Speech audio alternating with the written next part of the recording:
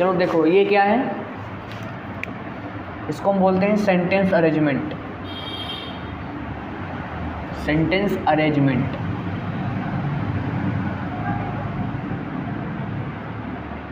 ठीक है ना। ये इसी को आप बोलते हो पैराजम्बल। पैराजम्बल, ठीक है ना। और बोलचाल की भाषा में हम इसे PQRS का नाम भी दे देते हैं, ठीक है ना। सेंटेंस अरेंजमेंट और पैराजम्बल।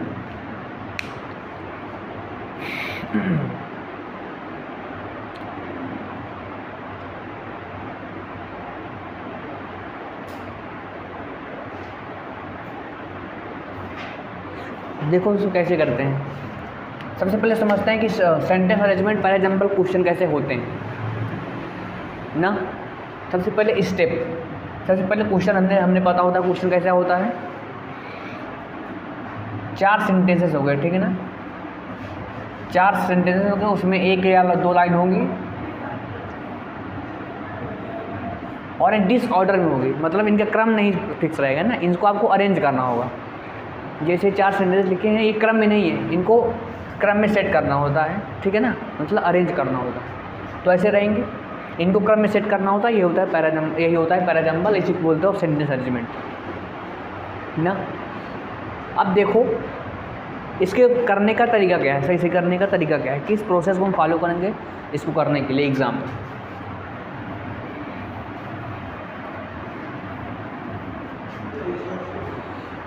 हाँ देखो, सबसे पहला स्टेप फॉलो करना है हमें इसको करने के लिए। पहले क्या हमें पढ़ना है, read the options, read the given options.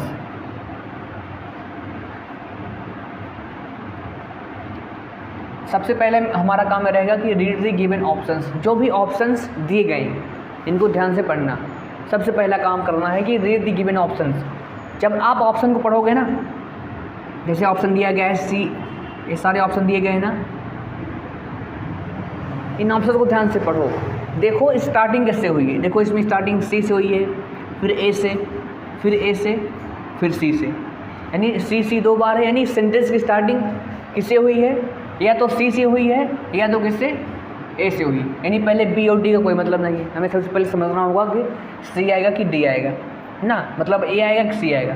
इसी प्रकार से इसमें देखोगे तो इसमें शुरुआत हुई है सी से, ए से, ए से सी से, यानी इसमें भी शुरुआत हुई है ए से और सी से ना, और 2 बार। यानी सबसे पहला काम हमारा क्या है, हमें ऑप्शंस को पढ़ना है। इससे क्या पता चलेगा कि सेंटेंस की स्टार्टिंग किससे हुई है, पहला काम। दूसरा और सबसे इम्पोर्टेंट काम ये करना है,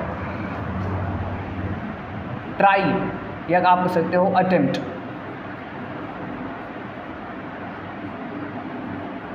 अटेम्प्ट कर दो या मार्क,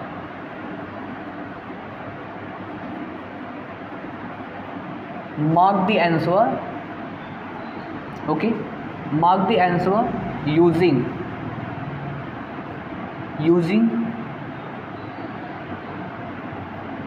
grammatical aspects, यानी ऑप्शंस को पढ़ लोगे। फिर दूसरा काम क्या रहेगा कि इसको पहचानो कि किस क्रम में आएगा, और इसको पहचानने के लिए आपको कुछ ग्रामर के रूल्स, यानी कुछ ग्रामर के एस्पेक्ट्स आपको फॉलो करने होंगे, ठीक है ना। कैसे, अभी जैसे एग्जांपल सीखते हैं। सबसे पहला एस्पेक्ट आप क्या कर सकते हो, सबसे पहला एस्पेक्ट आप ये लिख सकते हो नाउन से रिलेटेड। कैसा, नाउन से रिलेटेड, नाउन एंड प्रोनाउन से। इसको ध्यान से समझते हैं। जैसे मान लो 4 सेंटेंस लिखे गए हैं, ठीक है ना। जैसे मान लो एक पहला सेंटेंस है, दूसरा सेंटेंस है, तीसरा है और चौथा है, ठीक है ना। इसमें सेंटेंस में लिखा है हिज, इस सेंटेंस में लिखा है हिम, इस सेंटेंस में लिखा है कोई मान लो राम, और इसमें सेंटेंस लिखा है हिमसेल्फ। तो अगर आप ध्यान से देखोगे, ठीक है ना, ये जो हिज आया, हिम आया, हिमसेल्फ आया, कहीं ना कहीं इस राम के लिए ही आया होगा ना। यानी पहले हमारा नाउन आया, फिर इसी के बेस पर हमारे सारे प्रोनाउन आए, ठीक। तो इतना इस बात को ध्यान रखना कि कोई भी सेंटेंस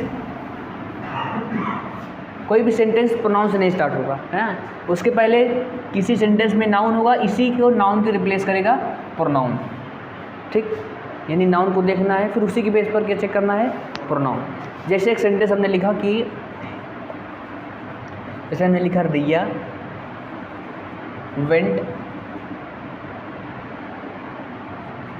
टू मार्केट,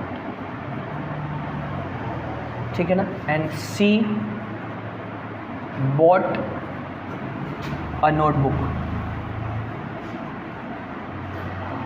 ना। सिया वेंट टू मार्केट यानी सिया बाजार गई, and she bought a notebook, उसने किताब खरीदी, उसने एक नोटबुक खरीदी। अब देखो सिया जो है बाजार गई, एंड सी बॉट अब नोटबुक, यानी इस जो सिया है इसी के लिए हमने प्रोनाउन का यूज किया सी, यानी कहीं ना कहीं सेंटेंस में सबसे पहले नाउन होगा और उसके बाद ही प्रोनाउन यूज होगा। तो ये ध्यान रखना है कि किसी भी सेंटेंस में, जैसे अब इसको देखो, जैसे सेंटेंस पढ़ोगे ही सॉ दैट, अब अभी आपने देखा सेंटेंस शुरुआत किससे हुई, ही से।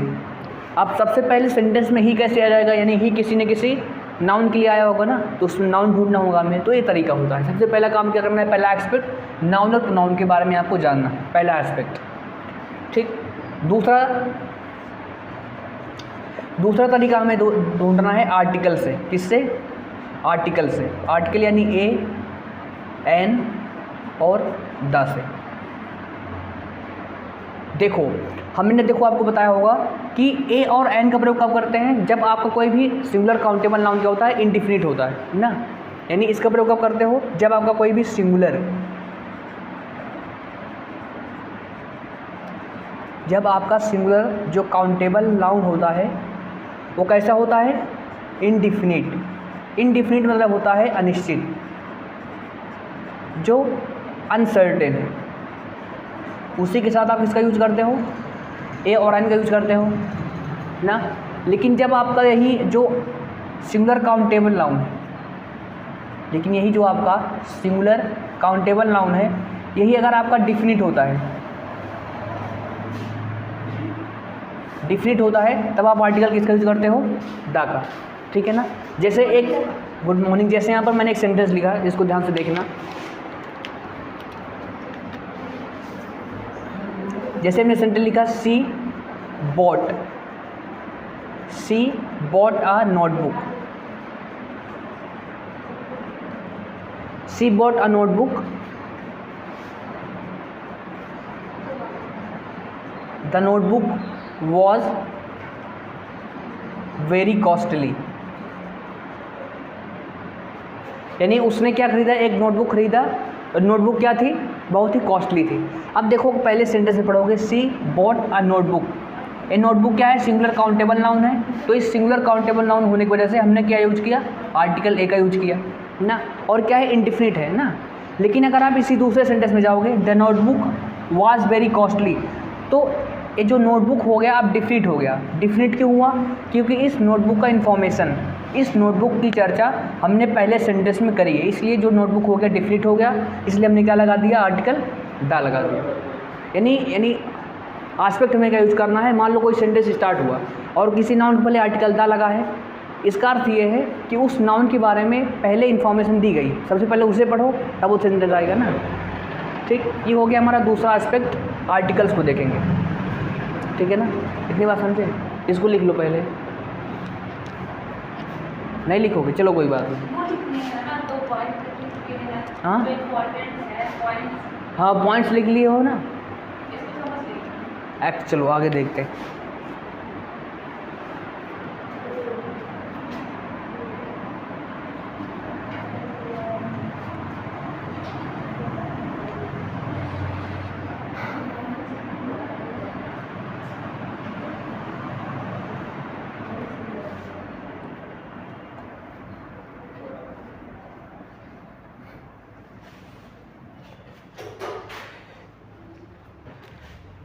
हाँ दूसरा ऑप्शन क्या था, आर्टिकल्स, कि आर्टिकल्स को ध्यान देना है हमें।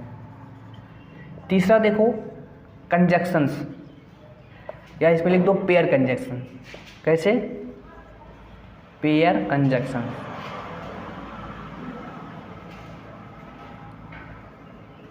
पेयर कंजक्शन अभी हम सीख के आ रहे हैं ना, जिसमें से अब जो पेयर कंजक्शन होते हैं जैसे नीदर इसी को आप प्रोनाउंस करते हो नाइदर नॉर, ठीक है ना, आइदर और,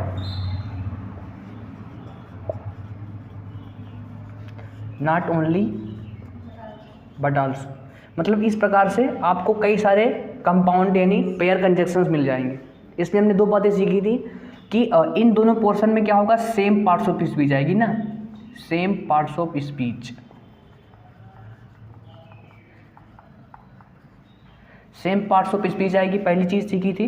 और दूसरी चीज़ हमने सीखी थी हम लेफ्ट को देखकर और राइट को देखकर लेफ्ट में करेक्शन करते हैं। और तीसरी बात हमने सीखी थी कि जो हमारी वर्ब होती है वो नियरेस्ट सब्जेक्ट के अकॉर्डिंग होती है ना, नियरेस्ट सब्जेक्ट के अकॉर्डिंग होती है। ये बात हमने सीखी थी पेयर कंजक्शन से। ठीक, ये हो गया हमारा पहला एस्पेक्ट, हमें नाउन और प्रोनाउन के बारे में रखना है।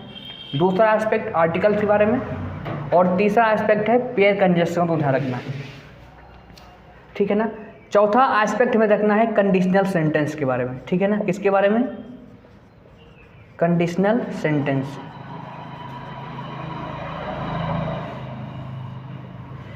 देखो कंडीशनल सेंटेंस मैंने आपको पढ़ाया हुआ है, ठीक है ना।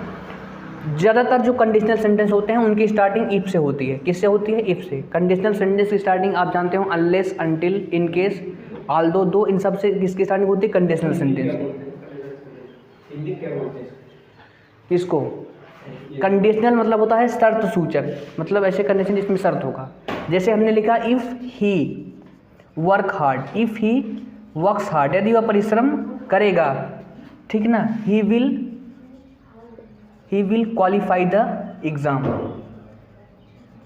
He will qualify the exam ना। यानी इफ़ ही वर्क्स हार्ड, यदि वो परिश्रम करेगा वह एग्ज़ाम को पास करेगा। यानी शर्त क्या है, उसकी मेहनत करना।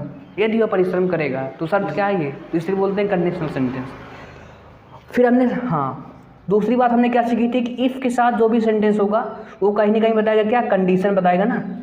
ये वाला जो सेंटेंस है ये क्या बता रहा है, कंडीशन बता रहा है ना, यदि वो परिश्रम करेगा। तो इफ़ के बाद जो भी सेंटेंस होता है वो बताता है कंडीशन, यानी शर्त क्या है।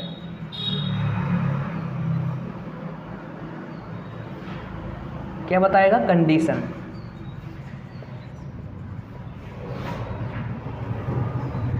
ठीक है ना। फिर कॉमा के साथ जो भी सेंटेंस होगा वो बताता है रिजल्ट। वो क्या बताता है, रिजल्ट।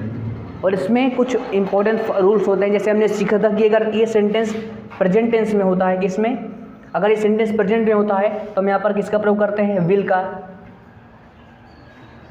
ठीक है ना। फिर हमने सीखा था कि ये सेंटेंस अगर पास्ट में होगा तो हम यहाँ पर किसका यूज करते हैं, वुड का।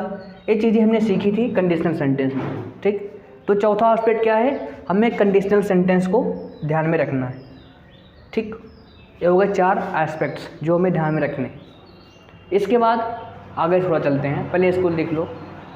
नाउन हो गया, आर्टिकल्स हो गया, पेयर कंजक्शन हो गया, कंडीशनल सेंटेंसेस हो गया।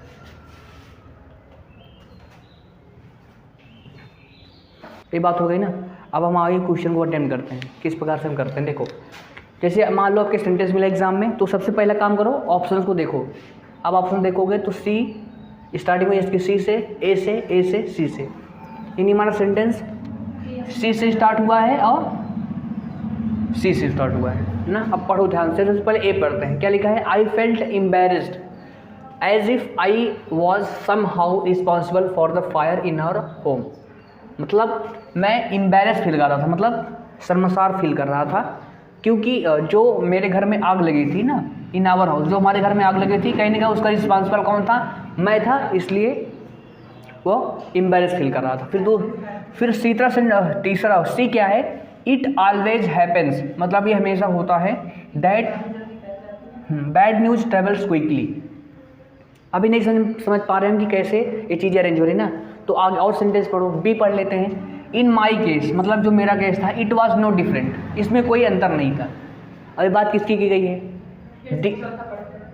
हाँ, everyone in high school was aware of my plight, मतलब जो हर एक व्यक्ति हाई स्कूल में था वो मेरी समस्या से क्या था, प्लाइट मीन्स होता है समस्या, डायलेमा से क्या था, परिचित था।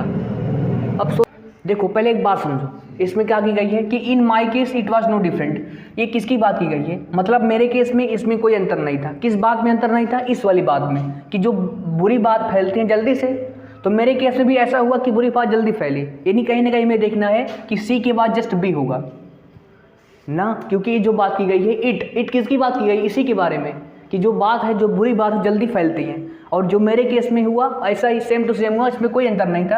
यानी हमें ध्यान रखना होगा कि सी के बाद जस्ट क्या होगा, बी होगा। और वह एम्बैरिस कब हुआ, एम्बैरिस इसलिए होगा जब उसके सारे बच्चे किसी उसकी जो समस्या थी उसके बारे में जानते थे, तभी तो एम्बैरिस होगा। उसकी परेशानी का कारण क्या था, जब व्यक्ति किसी, मान लो कोई व्यक्ति गलत काम करता है, ओके, और उसकी जानकारी दूसरों को होती है, तभी तो शर्मसार फील करता है। अगर तुम कोई गलत काम करो, कोई पता लगे, तो शर्म फील करोगे नहीं, लेकिन अगर दूसरों को पता चल जाए तो आप क्या एम्बैरेस फील करते हो ना। वही केस है कि यानी पहले ये सेंटेंस आएगा, फिर कहीं ना कहीं ये सेंटेंस आएगा, राइट। तो अब देखो, यानी सी के बाद बी चाहिए हमें डायरेक्ट, और डी के बाद ए चाहिए, दो पेयर मिल गए। अब देखो कहीं कहीं है, हाँ देखो इसमें सी के बाद बी, इसमें पेयर नहीं बन रहा है, इसमें सी के बाद बी, इसका भी पेयर नहीं बन रहा है ना, और इसमें भी देखोगे इस पर पेयर नहीं बन रहा, यानी ये है सी भी एक साथ है और डी एक साथ है, यानी ऑप्शन 4 सही हो जाएगा। समझ रहे हो ना, इस एस्पेक्ट को यूज़ करना होगा आपको ध्यान से, ठीक है ना। इस समझ गए कैसे करना है ना, ध्यान से पढ़ोगे तभी क्लियर होगा। तो इसमें क्या, कौन सा ऑप्शन सही होगा, 4th ऑप्शन इज करेक्ट। समझ गए ना, कर लोगे। चलो अब दूसरा क्वेश्चन आपको करना है, आप सभी को ट्राई करो। So he so that the 8,000 rouble that he had were his own money. पहली चीज़ तो ही से स्टार्टिंग, मतलब अगर ये प्रोनाउन है इसके बाद कोई पहले कोई ना कोई नाउन होगा ना। दूसरा पढ़ो, पहले देख लो स्टार्टिंग किससे हुई है। हाँ तो ये कन्फर्म पहले से होगा, यानी स्टार्ट किससे होगा, नाउन से स्टार्ट होगा, ठीक है ना। क्या लिखा है, आस्किनो so that he had not killed the merchant.